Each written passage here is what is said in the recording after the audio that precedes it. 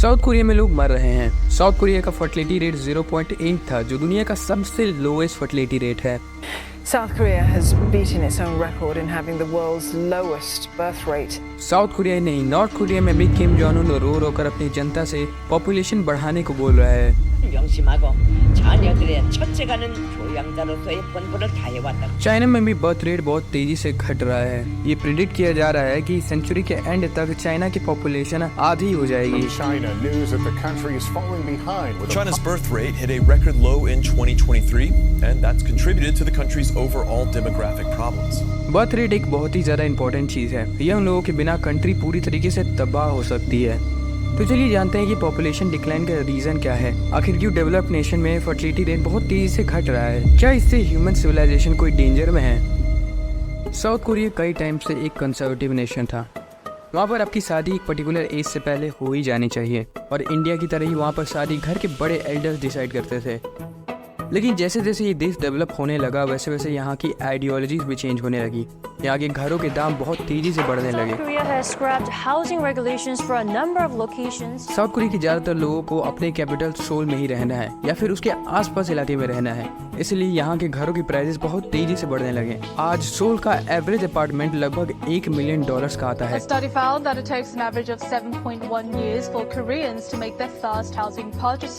और ये सिटी दुनिया की सबसे एक्सपेंसिव सिटी में आती है। Seoul has been ranked the 6th most expensive city in the world. Seoul is apparently the 6th most expensive city in the world. तो मतलब लोगों के पास रहने को घर नहीं, तो शादी की बात तो छोड़ो ही। 돈이 그러면은 대체적으로 얼마나 든다고 생각하시나요? 저는 솔직히 죽을 때까지 집 살 생각 못 하는 건데.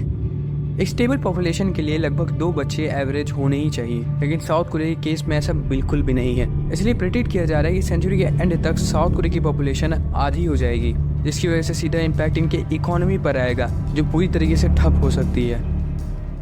एक टाइम पर चाइना की पॉपुलेशन अपने पीक पर थी, बर्थ रेट बहुत तेज़ी से बढ़ रहा था, लेकिन धीरे धीरे अर्बनाइजेशन, इंडस्ट्रियलाइजेशन और लोगों के पास हाई इनकम आने की वजह से लोग छोटी फैमिली रखना शुरू कर दिए, और ऊपर से चाइनीज़ गवर्नमेंट को अपनी पॉपुलेशन को ऊपर से कंट्रोल करना था।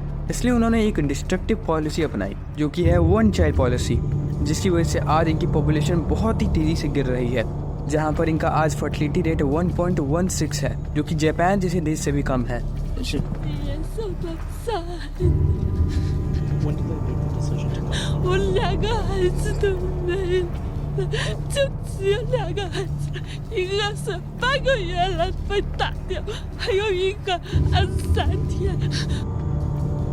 चाइना आज इकोनॉमिकली अमेरिका को आंख दिखाता है, लेकिन अमेरिका में अभी तक ऐसा कोई पॉपुलेशन क्राइसिस आया नहीं है। ये देश पूरा का पूरा इमिग्रेंट्स के ऊपर बना हुआ है, और इमिग्रेंट्स ही इस देश के पॉपुलेशन को अभी तक बनाए हुए हैं।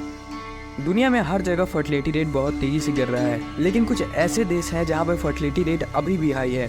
मिडिल ईस्ट, नॉर्थ और सब सहारा अफ्रीका में फर्टिलिटी रेट अभी भी हाई है, लेकिन जैसे जैसे अफ्रीका भी डेवलपमेंट की तरफ बढ़ रहा है, उसी फर्टिलिटी रेट पर इफेक्ट आ रहा है। Africa is set to be the second fastest growing economic region in the world, with 4% growth forecast this year. Nigeria, एक अफ्रीका का देश, पर रिसेंटली यूएन ने एक फोरकास्ट किया, जहाँ पर उन्होंने प्रेडिक्ट किया कि इसकी पॉपुलेशन जो कि 733 मिलियन की है, वो घटकर सेंचुरी के एंड में 540 मिलियन की हो जाएगी। ये शो करता है कि जैसे जैसे डेवलपमेंट बढ़ रहा है, वैसे वैसे फर्टिलिटी पर इफेक्ट आ रहा है।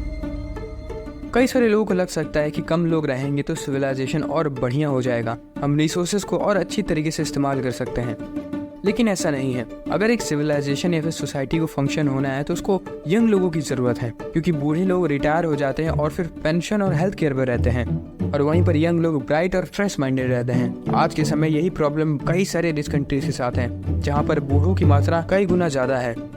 टेक्नोलॉजी इस पॉपुलेशन डिक्लाइन को थोड़ा बहुत कम कर सकती है, लेकिन इसको रोकना काफ़ी ज़्यादा मुश्किल है। चाइना में ऐसे कई सारे प्रोविंसेस हैं जहाँ पर वो पूरे के पूरे बूढ़ों से भरे हुए हैं, और ये प्रिडिक्ट किया जा रहा है कि 2050 तक इनका पॉपुलेशन में 50% का डिक्लाइन आने वाला है। पॉपुलेशन डिक्लाइन का सबसे ज़्यादा इफेक्ट पड़ता है इंफ्रास्ट्रक्चर पर। रिसोर्सेज तो रहेंगे, लेकिन इंफ्रास्ट्रक्चर पूरा पूरा कोलैप्स हो जाता है, क्योंकि उसको मेंटेन करने के लिए यंग लोग नहीं रहेंगे। इसका एग्जांपल हमने जर्मनी यूनिफिकेशन के बाद ईस्ट जर्मनी में देखा था, Germany announced today it is opening its borders, allowing its citizens to go anywhere they wish. यहाँ के टाउन्स और विलेजेस पूरे के पूरे खंडर हो चुके थे क्योंकि उनको मेंटेन करने के लिए कोई था ही नहीं। Said they plan to use their new freedom to spend a weekend in West Germany and take a look at how the other half lives. अगर इसका लाइव एग्जांपल देखना है तो जापान के कंट्री साइड एरिया में चले जाइए, जहाँ पर लो पॉपुलेशन की वजह से पूरे के पूरे टाउन्स और विलेजेस खाली पड़े हुए हैं। अगर कंट्रीज को रैपिड डिपॉपुलेशन से बचना है तो उनको इमिग्रेशन पर ध्यान देना होगा, लेकिन इमिग्रेंट्स को उस कंट्री में एडजस्ट होते होते लगभग 2 से 3 जनरेशन तो लग ही जाते हैं। लेकिन इमिग्रेशन से कंट्री का इकोनॉमिकली बहुत ज़्यादा फायदा होता है। कई सारी कंट्रीज ऐसे पॉलिसीज ला रही है जिससे बर्थ रेट और तेजी से बढ़े, क्योंकि पॉपुलेशन डिक्लाइन का सीधा सीधा इफेक्ट उस कंट्री की इकोनॉमी को पड़ता है। 30,000 students even in 2 years' time, I would be the happiest president. So come to France to study. आपका क्या ख्याल है इस पर? कमेंट में ज़रूर बताइएगा।